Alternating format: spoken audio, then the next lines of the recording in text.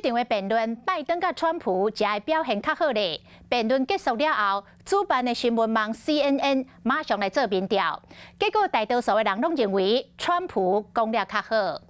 CNN 来问观众，感觉是谁赢这场的辩论？结果有高达67%的观众认为川普较赢面，只有33%的人感觉拜登的表现较好。这甲4年前完全颠倒摆。当年两场的辩论，大多数的观众拢认为拜登的表现较好。那今仔日双方的表现，包括着 CNN 甲英国《卫报》等等的外国媒体，拢认为拜登的表现差劲，也就是表现傲大。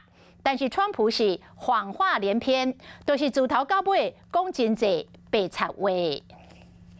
Hello， 我是陈雅玲。想要抢先掌握最及时的新闻资讯吗？赶快订阅、按赞、开启小铃铛，锁定华视新闻 YouTube 频道。